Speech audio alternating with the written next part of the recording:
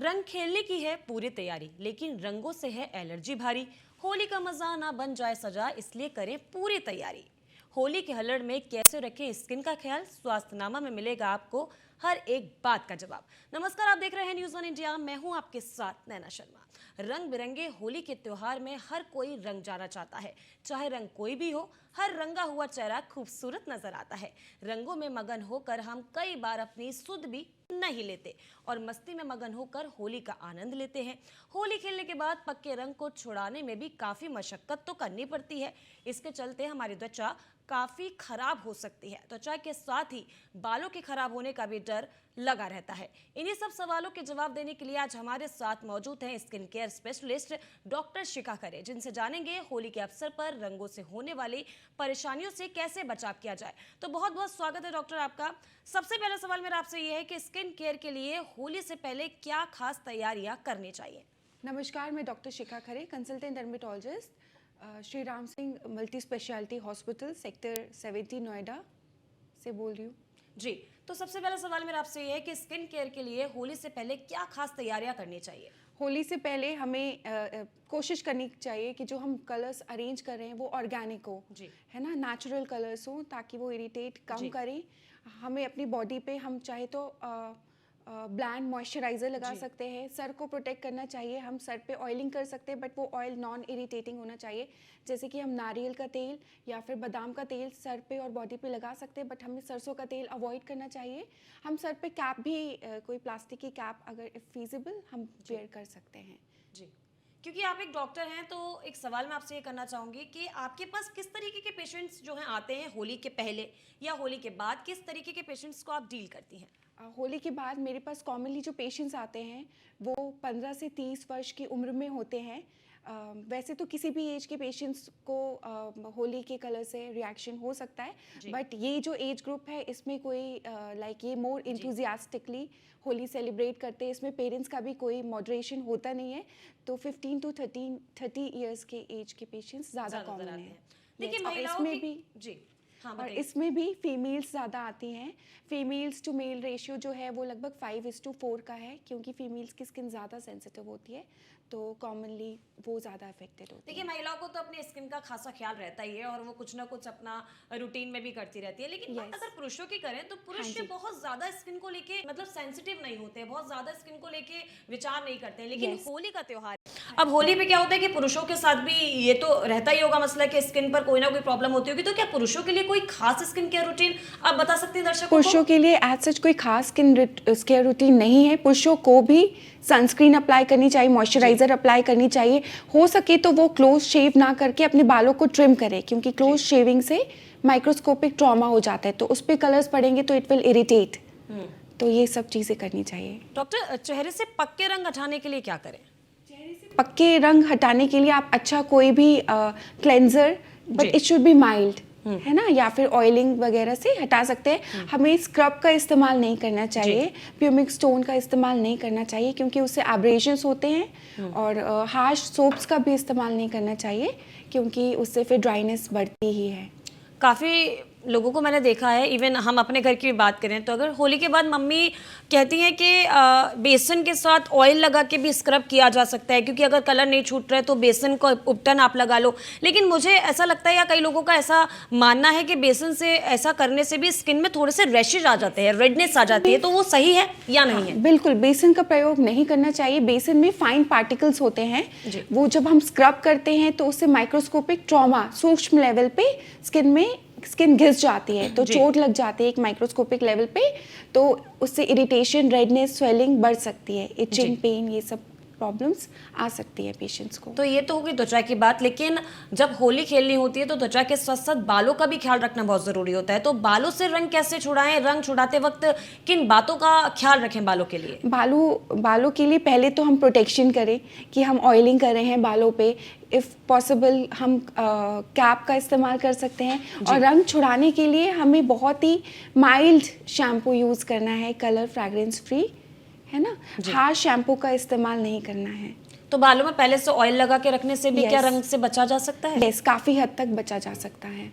जी। और शैम्पू के बाद कंडीशनर का इस्तेमाल ज़रूर करना है। तो अब मैं आपसे ये पूछना चाहूंगी कि कुछ रंगों के साइड इफेक्ट के बारे में भी बात करना चाहती हूँ मैं। स्किन पर किस तरह के डैमेज होते हैं कलर्स के साथ और गुलाल के साथ, किस तरह के हानिकारक जो रंग है वो बाजार में उपलब्ध हैं और इनकी पहचान कैसे हो? क्योंकि हम तो जब बाजार जाते हैं तो गुलाल खरीदने के लिए कोई भी गुलाल उठा लेते हैं कि ये भी ठीक होगा या ये भी ठीक होगा। कैसे पता लगा जा सकता है कि नहीं ये नहीं लेना है और ये लेना है? देखिए एग्जैक्टली तो हम नहीं पता लगा सकते कलर को देख के, लेकिन most commonly industrial chemicals use होते हैं इन आर्टिफिशियल कलर्स को बनाने में। जैसे कि सबसे ज़्यादा हमें नुकसान करता है रेड कलर। रेड कलर में होता है आपका मरकरी सल्फेट, जो कि काफ़ी हानिकारक है। उसके बाद जो एलर्जी देखी जाती है ग्रीन से और ब्लू से। ग्रीन में होता है मैलेकाइट ग्रीन या फिर कॉपर सल्फेट, और ब्लू कलर में होता है आपका प्रशियन ब्लू कलर। इसके अलावा माइका डस्ट का भी यूज़ किया जाता है, जो हमारे गुलाल है उसको चमकीला बनाने के लिए। उसे भी माइक्रोस्कोपिक ट्रॉमा यूज़ होता है। जैसे कि ब्लैक कलर में लेड सल्फाइड होता है। ये सब जो केमिकल्स होते हैं ये नुकसान करते हैं। इनकी वजह से हमें एक्सपोज पार्ट, जो पार्ट्स हमारे बॉडी पार्ट्स खुले हुए हैं, जैसे कि सबसे ज़्यादा कॉमन एलर्जिक रिएक्शन हमारे चेहरे पे देखा जाता है, उसके बाद हाथों में देखा जाता है, और आँखों में भी इससे एलर्जिक रिएक्शन हो सकता है, सर पे भी, अंदर भी हो सकता है अगर गीले कलर का इस्तेमाल किया गया है।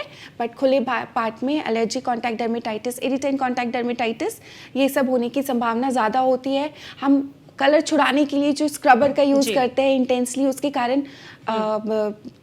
एब्रेशंस आ जाते हैं, चोट लग जाती है स्किन में, है ना, खून आने लगता है, पानी आने लगता है, और उससे सेकेंडरी इन्फेक्शन भी हो सकता है। प्लस साबुन हम हाश इतने सारे यूज़ करते हैं, मल्टीपल बार यूज़ करते हैं, उसके कारण स्किन बहुत ड्राई हो जाती है। प्लस होली के कलर से किसी को पहले से ही एक्ने है, एक्जिमा है, या फिर नाखून के फोल्स का इन्फेक्शन भी है, पैरोनिकिया, तो वो भी एक्सेसरबेट हो जाता है। तो होली के कलर से अगर वो आर्टिफिशियल है तो बहुत सारी प्रॉब्लम्स आती है, और उसके छुड़ाने के ढंग से भी काफ़ी सारी बीमारियां होती हैं। अगर त्वचा जो है, स्किन जो है एक्ने प्रोन स्किन होती है, कुछ लोगों की ऑयली स्किन होती है, कुछ लोगों के ऑलरेडी एक्ने होते हैं लेकिन फिर भी वो होली अगर खेल लें, हाँ जी, तो ऐसे में बहुत ज़्यादा नुकसान उनको है या इसका भी कोई उपाय है? हाँ, ऐसे में उनकी जो स्किन है, वो एक्ने प्रोन जो स्किन है, वो ज़्यादा टॉलरेट नहीं कर पाती है आर्टिफिशियल कलर्स को। एक तो क्या होता है ना, बुरा ना मानो होली है वाला माहौल होता है। हाँ तो जी। ऐसे में तो मान लीजिए कि अब तो हमने होली खेल ली, तो अब एक हफ्ते तक का रूटीन क्या होना चाहिए? क्योंकि होली खेल ली, किसी ने सिल्वर कलर लगा दिया, किसी ने ब्लू लगा दिया, हाँ अब एक हफ्ते तक क्या रूटीन ऐसा फॉलो कर सकते हैं जो स्किन जो है ना वो ठीक रहे? देखिए, हमें सबसे पहले तो माइल्ड मॉइस्चराइजर अप्लाई करना चाहिए। It should be colour free, उसमें कोई कलर नहीं होना चाहिए, खुशबू नहीं होनी चाहिए। हम दिन में 4 से 6 बारी मॉइस्चराइजर लगा सकते हैं। मॉइस्चराइजर हमें गीले बदन पे लगाना चाहिए। और हमारा जो साबुन है जो यूज़ करते हैं, सोप या body wash, it should also be very mild. Harsh साबुन, एंटीसेप्टिक साबुन का प्रयोग हमें नहीं करना चाहिए। और हम चाहें तो अगर बालों में कलर है तो हम ऑयलिंग कर सकते हैं, लेकिन उसे फिर फ्रीक्वेंटली वॉश, दिन भर तेल चिपोड़ के नहीं रखना है। आप ऑयलिंग करिए, आधे घंटे के लिए करिए, उसे वॉश कर दीजिए। प्रोलॉन्ग ऑयलिंग के अपने खुद के कुछ साइड इफेक्ट्स होते हैं, तो हमें वो अवॉइड करना है। और सनस्क्रीन का इस्तेमाल भी करना है, क्योंकि स्किन फोटो सेंसिटिव हो जाती है, तो बाहर निकलते वक्त सनस्क्रीन लगाना है। इनफैक्ट हो सके तो हम अपने चेहरे को काले कपड़े से कवर करें, काला चश्मा लगाएं, छाते का प्रयोग करें, ये सब चीज़ें हमें करनी चाहिए। शिखा जी, मैंने कई जगह सुना और पढ़ा है कि होली से पहले ना सीरम के उपयोग नहीं करने चाहिए ज़्यादा। सीरम लगाते हैं जैसे कुछ लोग चेहरे पे, तो वो सीरम छोड़ देना चाहिए। yes. तो ऐसा क्यों कहा जाता है? क्यों? क्योंकि सीरम तो डर्मोलॉजिस्ट जो होते हैं वो रिकमेंड करते हैं लोगों को, या फिर हम लोग कई तरीके के सीरम लगाते हैं चेहरे पे, विटामिन ई का सीरम हुआ या जो भी तरीके के सीरम लगाते हैं, तो वो होली से पहले छोड़ने के लिए क्यों रिकमेंड किया जाता है? देखिए, कई सीरम्स में ना पीलिंग एजेंट्स होते हैं, ग्लाइकोलिक एसिड, सैलिसिलिक एसिड, इससे आपकी स्किन थिन्ड आउट हो जाती है। तो it makes your skin sensitive and especially photosensitive also as well। तो हमें होली के 4-5 दिन पहले ये सब सीरम्स का इस्तेमाल बंद कर देना चाहिए, अगर they are aggressive component is there। एक सवाल ये भी पूछना चाहूंगी कि क्या मेकअप लगाकर होली खेल सकते हैं?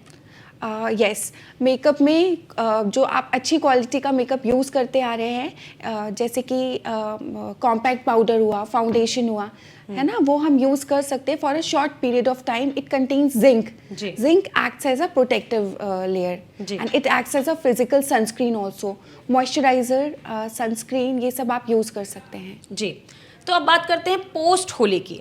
पोस्ट होली केयर की बात करते हैं कि क्या प्रोसेस हो सकता है, क्या ये भी एक हफ्ते लंबा चलता है? जैसे कि आपने बताया था कि होली से पहले का जो रूटीन है वो एक हफ्ते पहले हमें फॉलो कर लेना चाहिए। तो अब पोस्ट होली की अगर बात करें तो क्या ये भी एक हफ्ते तक चलता रहेगा कि अब ऐसे ही करते रहेंगे तभी स्किन ठीक हो पाएगी? यस, पोस्ट होली भी यदि आपको रेडनेस है, इरिटेशन है, इचिंग है, बर्निंग है, तो आप प्लीज़ अपने डर्मेटोलॉजिस्ट को प्लीज़ दिखाएं, उसे लेट ना करें। अपने लेवल पे आप सनस्क्रीन, मॉइस्चराइज़र, कंडीशनर ये सब यूज़ कर सकते हैं और माइल्ड सोप यूज़ कर सकते हैं। तो शिखा जी, यहाँ पे आप बार बार एक बात का जिक्र कर रहे हैं कि माइल्ड सोप और माइल्ड मॉइस्चराइजर का, तो कुछ लोगों को पता नहीं होता कि माइल्ड सोप कैसे होते हैं, कैसे उनका चुनाव किया जा सकता है। तो कैसे दर्शक ये जान पाएंगे कि उन्हें जो सोप अब लेना है वो माइल्ड सोप है? देखिए, आपका जो साबुन है वो ग्लिसरीन या सिंडेट वाला होना चाहिए। वो एंटीसेप्टिक साबुन का इस्तेमाल हमें नहीं करना चाहिए। कोशिश करें कि उसमें खुशबू नहीं हो और कलर फ्री हो, है ना? तो ये सब चीज़ों का ध्यान देना चाहिए। वो बहुत ही चिकनाहट देने वाले हो, इतने हार्श नहीं हो कि आपकी बॉडी ड्राई हो रही हो। अच्छा, एक तरीके का आपको मतलब बहुत ही मॉइस्चराइजिंग वाला जो साबुन है वो यूज करना है। ठीक है। तो कुछ लोग क्या होता है कि सीधा जाकर ट्रीटमेंट लेना शुरू कर देते हैं, जैसे महिलाएं होती हैं कि उनको बहुत कॉन्शियस होती हैं अपनी स्किन और बालों के लिए। तो तुरंत ही जैसे होली खेला, उसके होली खेलने के तुरंत ही बाद ही क्लीन अप और बालों का ट्रीटमेंट क्या करना है, तुरंत ही पार्लर चले जाते हैं हम लोग। तो क्या तुरंत ही होली खेलने के अगले दिन ही ट्रीटमेंट स्टार्ट कर देना चाहिए कि आप घर पे भी बहुत सारी चीज़ें ऐसे कर सकते हैं कि आपको पार्लर को अवॉइड आप कर सकते हैं? ऐसी चीज़ें क्या हो सकती हैं? देखिए, होली के बाद घर पे या बाहर आपको कोई स्पेसिफिक ट्रीटमेंट लेना नहीं है, क्योंकि होली के बाद आपकी स्किन ऑलरेडी सेंसिटिव होती है, वो ऑलरेडी ट्रॉमेटाइज्ड होती है। तो इफ़ पॉसिबल आप जो अपना एग्रेसिव ट्रीटमेंट ले रहे हैं बालों के लिए, चेहरे के लिए, उसे एक हफ्ते तक होल्ड कर दें। एक हफ्ते तक होल्ड कर दें? होल्ड कर दें जी। यस, वो प्लांट्स। ठीक है। जब आपकी स्किन स्टेबल है, जब आपकी स्किन में कोई रेडनेस, इचिंग, बर्निंग, इरिटेशन या बहुत रूखापन नहीं है, तब आप रीस्टार्ट करिए अपना जो भी नॉर्मल शेड्यूल है। जी। तो एक आखिरी सवाल मैं आपसे यहाँ करना चाहूंगी कि होली के जो रंग है उनसे बचाव करने के लिए केमिकल के अलावा क्या यूज कर सकते हैं? मतलब ऑल्टरनेटिव क्या है केमिकल के अलावा कि हम होली के रंगों से बचाव कर सकते हैं? देखिए, होली एक रंगों का त्योहार है, तो ये हमें बहुत हर्षोल्लास से मनाना चाहिए। मेरे लाइक हम यहाँ पे होली के कलर्स के साइड इफ़ेक्ट्स को डिस्कस करें, इसका मतलब ये नहीं कि हम होली ना खेलें। हमें कोशिश करनी चाहिए कि हम जो कलर्स यूज़ कर रहे हैं वो ऑर्गेनिक हो। इवन सरकार को जो ऑर्गेनिक कलर्स है उसे मोर अफोर्डेबल बनाना चाहिए ताकि हर कोई उसका प्रयोग कर सके।